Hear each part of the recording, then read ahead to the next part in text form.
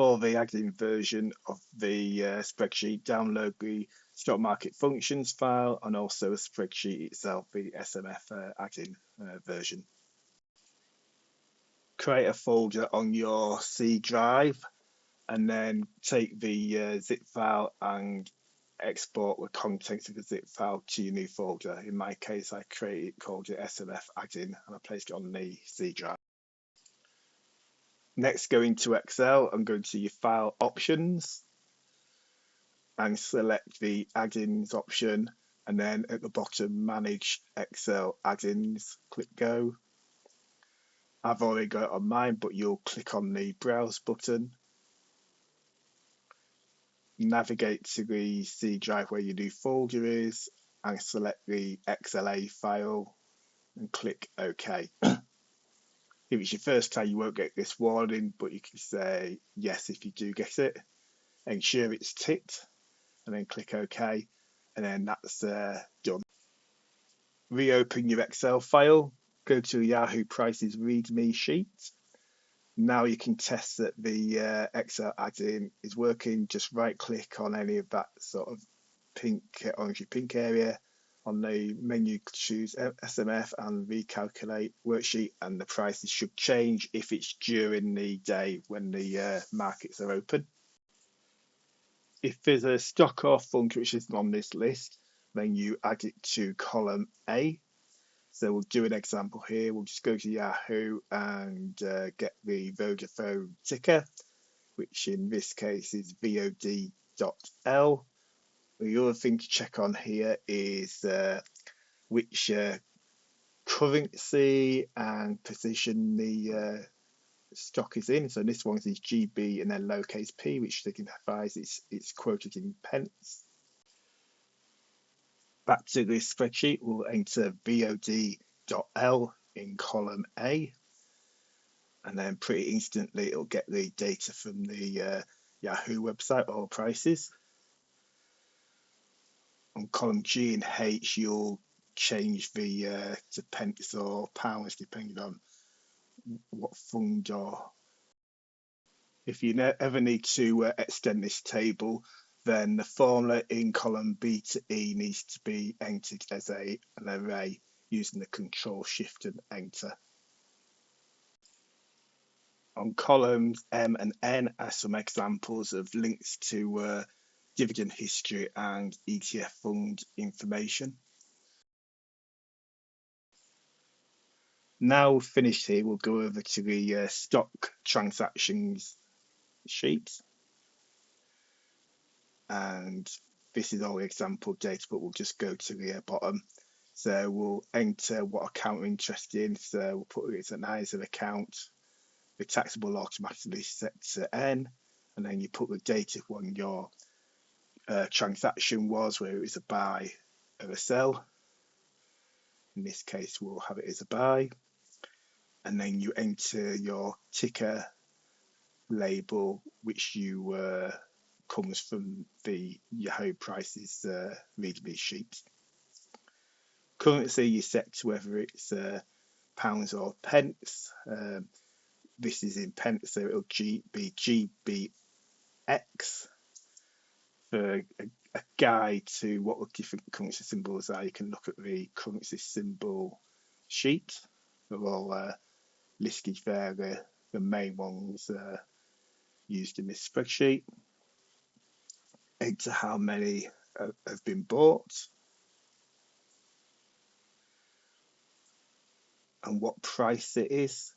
So this was in pence. You may need to do a format change just to go to display as pence.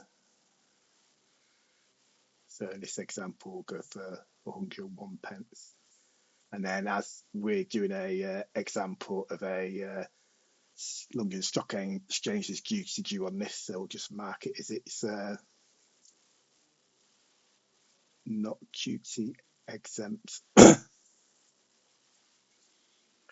And then all the rest is formulas. You don't need to do anything. That was just if there's any commission or trade fees, you can add in there. Then over to the stock summary sheet, and in the ISA section we'll type in our symbol, and the rest of the sheet for that just fills in for that. and then you fill in the same ticker symbol on the all accounts section. If you do it in the general investment account on this, you just have warnings given for the values and that, like the unit count, so you don't need to enter it on that unless you set it to a general investment account. I won't be showing it on this video, but on this sheet there's also a dividend section, and if you go to the dividend sheet itself, you can enter in the year of payment, the ticker symbol, the date it goes ex-dividend, the date the dividend gets paid, what exchange rate. If it's a British share, just put 1, and then there's a decimal places adjustment, and then how many, what the value of the shares is. In most cases, it'll be in pence. To finish off this section, here I'm entering a second transaction. This is to show on the stock summary there is a average price, which just works out the average based on what you put in the other sheet.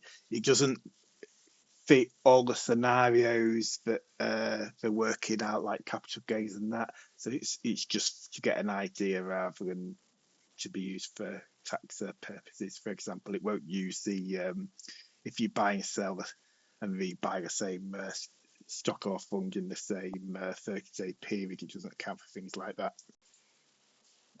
If you choose to use the manual updated version of Spreadsheet, so it doesn't use the add-in, then the only difference is this prices README sheet replaces the Yahoo prices sheet, and you just edit the first 3 columns, the ticker, the long name, and the last name. So here I've got an example where I'm just making up a fictitious stock market, just a stock fund, just to show how it flows through. So here I'm giving it a name, and I'm just putting a random price for it.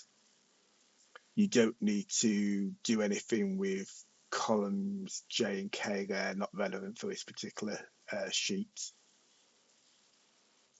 And then I'll go into the stock transactions. Here's one I've just done before where I've entered all these examples, and we'll just put a secondary transaction for the same fund.